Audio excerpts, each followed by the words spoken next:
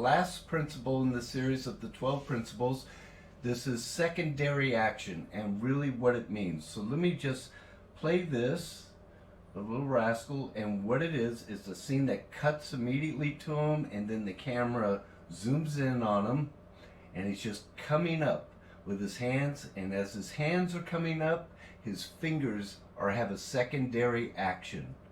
And what I mean by that when I say that is when we look at everything here, but we don't look at his fingers. Don't look at his fingers right here. That's all the first main action of him doing the anticipation. Body goes down, head goes down, and the arms come up. And then what the secondary action is the fingers as they're doing this movement. But what Rascal's doing here, he's sort of like going, yeah. And his fingers got that movement in it.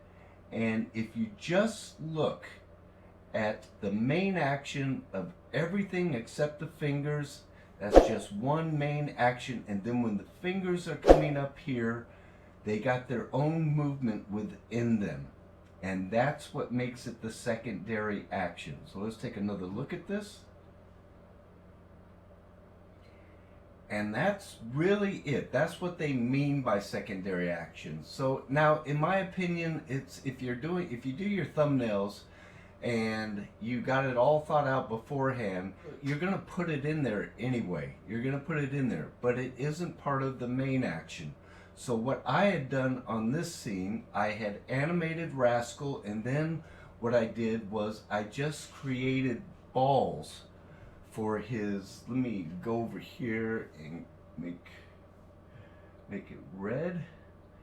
What I did was I just came in here, did the main action as Rascal's coming through and up, and then right up in here, I'm just going to use this hand as an example. I just animated this shape and form of the hand all the way through. I first did this, and it comes in, it slows in, cushions in right there, very tight. But as it's doing it, the fingers have their own action that's going on. And these are very tight in between, so I follow through all the way here, and then what happens is I come in and then I animated the fingers because it was a little bit confusing. The fingers are each finger has its own movement and separation of timing as they're moving like so. And then I came in after I'd animated this whole section, and then I put in the fingers. So you can do this on a lot of different types of scenes. There will be a scene where, let's say, a dog turns and growls at the camera. Well, you could just have it to where the dog is here, like that, looking over that way, anticipates here, down,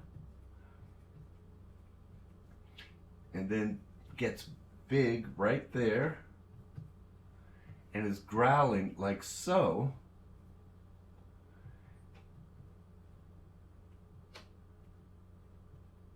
So it comes 1, 2, 3 and growls like so, but then when it comes through right there, instead of just having this pose with the growl right there, I could put in a secondary action to where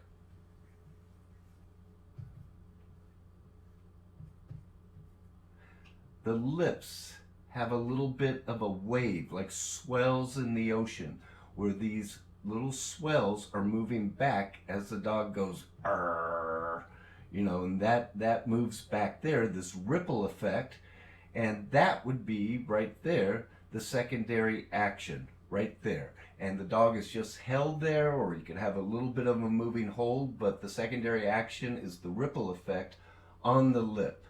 That's the same concept as Rascal's fingers. And you're going to find this in a lot of different areas as you start to animate, and there will be, it matters what the scene calls for. But just remember that. It's basically that simple. Just to recap, you can animate the main action first, and then after that's done, you got your timing worked out, then you can go right back in and animate the secondary action. I hope this helps you guys, and if you like this, please subscribe to 101 Animation. Thank you for watching. Bye-bye.